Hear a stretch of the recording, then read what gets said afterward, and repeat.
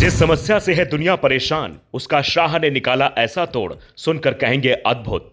गृहमंत्री शाह क्यों बनवा रहे अभेद्य सुरक्षा कवच, जो एसपीजी, आर्मी और एनआईए सबसे होगी अलग। पुलिस ना दर्ज करे एफआईआर या अधिकारी दौड़ाएं बार बार, नोट करे ये नंबर, तुरंत होगी आपकी मदद। प्रधानमंत्री मोदी के नेतृत्व और केंद्रीय गृहमंत्री अमित शाह के मार्गदर्शन में एक ऐसे प्लान पर काम किया जा रहा है जिसके पूरा होते ही दुनिया के कई देश हिंदुस्तान की नकल कर सकते हैं, क्योंकि दुनिया के कई ऐसे देशों में इस वक्त वो मामले चिंता का विषय बनते जा रहे हैं जिसका तोड़ शाह ने ढूंढ निकाला है। शायद भारत पहली बार किसी वीवीआईपी की सुरक्षा के लिए नहीं बल्कि आम जनता की सुरक्षा के लिए स्पेशल कमांडो तैयार करने जा रहा है, जिनके हाथों में हथियार नहीं बल्कि खास डिवाइस होगी।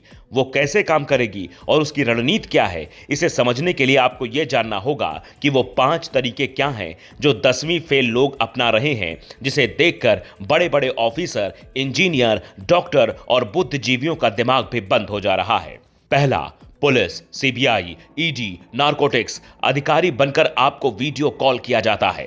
वर्दी, थाना सब कुछ रियल जैसा दिखता है ताकि आपको लगे कॉल करने वाला ऑफिसर ही है। दूसरा, कॉल करने वाला आपको कहता है आपके खाते से अवैध लेन देन हुआ है, इसे फ्रीज कर देंगे, मनी लॉन्ड्रिंग की शिकायत मिली है, अरेस्ट से बचने के लिए हमारी बात सुने।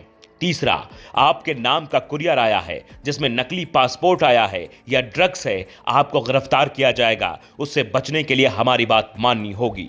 चौथा, कोर्ट रूम की तस्वीर, सामने जज और फाइल दिखाकर यह कहा जाता है आपके खिलाफ मुकदमा है, सुनवाई में आपको उपस्थित होना है।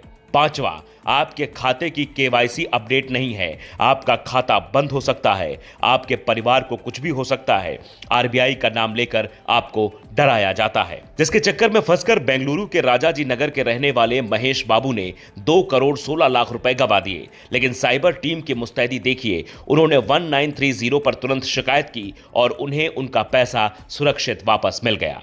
इसके शिकायत में देरी बिल्कुल ना करें। देश के अलग अलग हिस्सों में ऐसे करीब 80 लाख शिकायतें सामने आ चुकी हैं, जिनमें से लाखों शिकायतों को एफआईआर में बदला गया।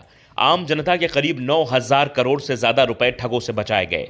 सीबीआई को शाह ने आदेश दिया, I4C के साथ मिलकर काम करें। नए डिजिटल युग की यह चुनौती राष्ट्रीय सुरक्षा के लिए बड़ा खतरा बने, उससे पहले इसे जड़ से मिटाएं। और इसके लिए फॉरेंसिक लैब की जरूरत हो, मजबूत नेटवर्क बनाना हो, एजेंसियों या पुलिस को कोई भी सुविधा चाहिए, उसका खाका तैयार कर तुरंत उसे लागू करें ताकि साइबर ठगों का शिकार कोई ना हो पाए। आप शायद ये जानकर दंग रह जाएंगे कि दुनिया भर में जहां साइबर अपराध के मामले तेजी से बढ़ रहे हैं, तो वहीं भारत में शाह के प्लान से इसमें गिरावट दर्ज की जा रही है। एफबीआई की रिपोर्ट बताती है दुनिया भर में 2024 में साइबर क्राइम लॉस $16.6 बिलियन तक पहुंच गया। यह आंकड़ा साल 2023 की तुलना में 33% ज्यादा है, यानी मामले तेजी से बढ़े। पर हिंदुस्तान की कहानी इससे अलग है। यहां जांच और एक्शन दोनों में तेजी आई है। भारतीय साइबर अपराध समन्वय केंद्र, जिसे शॉर्ट में I4C कहा जाता है, उसके साथ मिलकर सभी एजेंसियों को काम करने का आदेश शाह लगातार दे रहे हैं। नतीजा, 2025 में डिजिटल अरेस्ट के मामले 86% से घटकर 17,264 रह गए। आर्थिक नुकसान 66.4% कम होकर 644 करोड़ पहुंच गया। दिल्ली, राजस्थान, मध्य प्रदेश, चंडीगढ़, गोवा, उत्तराखंड समेत 6 राज्यों में E0 एफआईआर शुरू हुई। साइबर धोखाधड़ी की रकम जो 2024 में 22,849 करोड़ थी, वो 2025 में घटकर 22,504 करोड़ रह गई। समन्वय पोर्टल और प्रतिबिंब मॉड्यूल के जरिए साइबर अपराधियों पर शिकंजा कसा जा रहा है। दिल्ली पुलिस के operation cy hawk, Kerala police के ऑपरेशन साई हंट और गुजरात में ऑपरेशन म्यूल हंट ने साइबर अपराधियों की नींद उड़ा दी है। अब साइबर अपराध से जुड़ी शिकायतों को लटकाया नहीं जाता, बल्कि तुरंत एक्शन हो जा रहा है।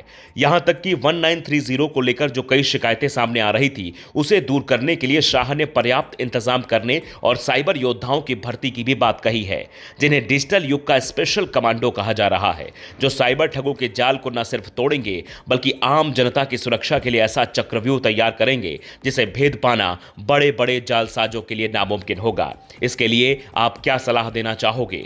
अपनी राय भी हमें दीजिए, क्योंकि सवाल देश के नागरिक की सुरक्षा का है। Bureau report, global Bharat TV.